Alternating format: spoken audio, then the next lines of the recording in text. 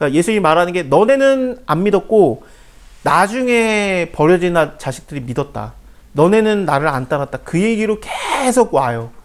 다시 한 비유를 들어서 이제 예수님이 말씀하시는데 그 한 집의 주인이 포도원을 만들고 산울로 두르고 거기에 집자는 구유를 파고 망대를 짓고 농부들에게 세를 주고 타국으로 갔더니 실가 때가 가까워서 그 실가를 받으려고 아까 무화과나무 말린 거랑 연관이 되겠죠. 너희에게 내가 열매를 원했다라는 겁니다. 그래서 다 해줬는데 그랬는데 와왔더니 자기 종들을 농부들에게 보냈더니 농부들이 종을 잡아가지고 심히 때리고 하나는 죽이고 하나는 돌로 치고 선지자들을 하나님께서 보내는데 그들을 죽이고 돌로 치고 그랬던 것을 지금 상징하는 겁니다.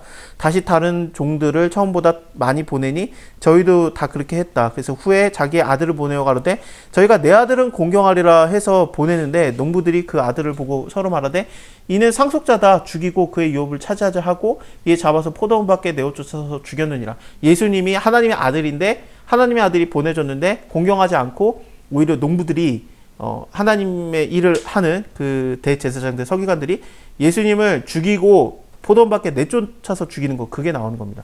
그럼 여기서 포도원은 뭐냐면 예루살렘이에요. 왜냐하면 예수님이 예루살렘 밖에 나가서 골고다에서 죽으시니까. 그렇습니다.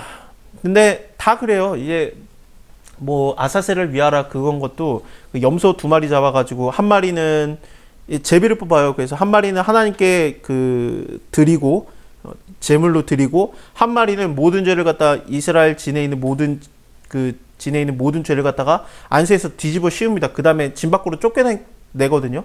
그게 아사셀인데 예수님의 상징이죠. 그래서 예수님이 모든 죄를 뒤집어 쓰고 예루살렘 밖에서 죽는 걸 얘기하는 겁니다. 그럼 예루살렘이 뭐냐면은 예루살렘은 그 스가랴서에 다시 본 대로 여호와의 전에 가난한 사람이 있지 아니하리라. 이것으로 인해서 그러니까 믿는 자들이 모여진 곳이라고 생각하면 됩니다. 믿는 자들이 모여진 곳에서 그 모든 죄를 갖다가 뒤집어 쓰고 예수님이 나가서 죽으시는 거, 그걸 얘기하는 겁니다. 그러니까 딱 지역적인 건 얘기를 하는 건 아니에요. 좀 영적이죠.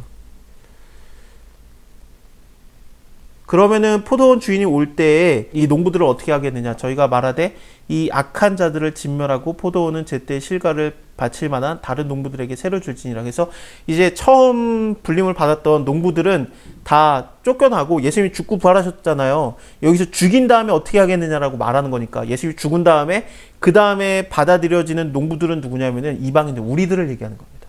세리와 창기, 이방인들, 우리들이 이제는 농부들로 우리가 투입이 되는 거예요. 너희가 기도하면 무엇이든지 해주겠다라는 게 이게 가능해지는 게 왜냐하면 우리가 하나님의 일을 하는 일꾼으로 지금 그 등용을 받았기 때문에 그렇습니다. 예수께서 가라사대 너희가 성경에 건축자의 버린 돌이 모퉁이 돌이 되었나니 이것은 주로 말미암아 된 것이고 우리 눈에 기이하도다라는 것을 읽지 못하였느냐. 시편 118편입니다. 시편 118편이 지금 예수님이 죽으시려고 하는 부활절 때 계속해서 찬양이 읊어지고 있기 때문에 호산나 다윗의 자손이여 뭐 그것도 있고 그 다음에 건축자들의 버린 돌이 모퉁이 돌이 되었나니 이것도 시편 118편이기 때문에 계속해서 사람들이 지금 부르고 있어요. 그래서 그 들리는 걸로 갖다 그냥 예수님이 얘기를 한 겁니다. 이거 지금 이루어지고 있는 거다.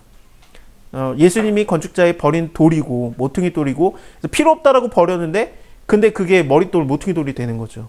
건축자가 버린 거예요. 모르는 사람이 버린 게 아니라 건축을 하는 건축자가 가장 알아봐야 되는 모퉁이 돌 머릿돌을 버린 거예요. 대제사장과 서기관이 건축자가 그 최고의 프로들이 오히려 예수님을 몰라보고 예수님을 버린 거예요. 그걸 얘기하는 거예요. 어떻게 보면은 이렇게 된 게 되게 미안한 말인데 우리한테는 진짜 다행이에요. 하나님의 은혜. 유대인들한테 미안한데 유대인들이 맨날 회개하고 하나님한테 잘했어 봐. 기회가 우리한테 오겠어요. 진짜 미안한 말이긴 한데 그렇긴 해요.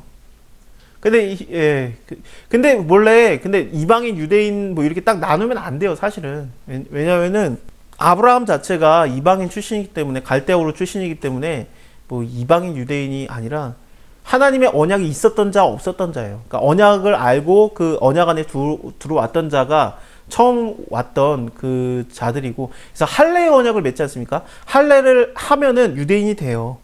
그 인종 전혀 필요 없어요. 그래서 할례를 하면 하나님의 언약을 믿고 언약 안에 들어오면은 유대인이었어요. 아니면 아니었고 그런 거였는데 우리는 언약도 몰랐었는데 예, 그렇게 하나님의 은혜를 받은 겁니다. 그러므로 내가 너희에게 이르노니 하나님 나라를 너희는 빼앗기고 예, 지금 대제사장 서기관들 예루살렘 거민들에게 얘기하는 거죠. 너네는 빼앗기고 그 나라에 열매 맺는 백성이 받으리라. 우리가 받는 겁니다. 이 돌 위에 떨어지는 자는 깨어지겠고 이 돌이 사람 위에 떨어지면 저를 가루로 만들어 흩으리라. 그러면서 예수님이 그 머릿돌 모퉁이 돌인데 이 모퉁이 돌에 너네는 무너지는 자들이 되고 심판당하는 자들이 되고 우리에게는 그 머릿돌 대신 예수님과 같이 우리가 지어져 가는 겁니다. 바울 서신을 보면은 예수님과 같이 교회가 지어져 갈 때 우리가 같이 예수님의 머릿돌에 붙어서 연하여서 지어져 가는 거죠. 그래서 이거는 쭉 이어지면서 요한계시록까지도 이어져요. 사실은 그 하늘의 성벽들을 보는데 그 성벽들이 바로 우리들을 얘기해요. 그러니까 예수님을 가까이 하고 있는 지어져 가는 우리들을 얘기합니다. 대제사장들과 바리새인들이 예수의 비유를 듣고 자기네들을 가리켜서 말하는 건지를 알아요. 이 어려운 걸 알아들었다는 건 뭐냐면은 진짜 프로들이에요. 건축자들이죠. 근데 알아들었으면 회개를 해야지 자기네들에 대해서 말하는 걸 알아들었으면은 하나님의 말씀이 지금 이루어지고 있구나 그거를 보는 건데 지금 118편이 계속 읊어지고 있고 사람들에 의해서 그러면 알아들어야 되는데 예수님을 오히려 죽이려고 하는 거죠. 근데 잡고자 하나 무리를 무서워해서 사람 눈치 보느라고 하지도 못해요. 저희는 예수를 선지자로 알미라. 그러니까 백성들이 예수님을 선지자로 알았기 때문에 그렇습니다. 잠깐 쉬었다가 22장 이어서 볼 텐데 같은 내용입니다. 잠깐 쉬겠습니다.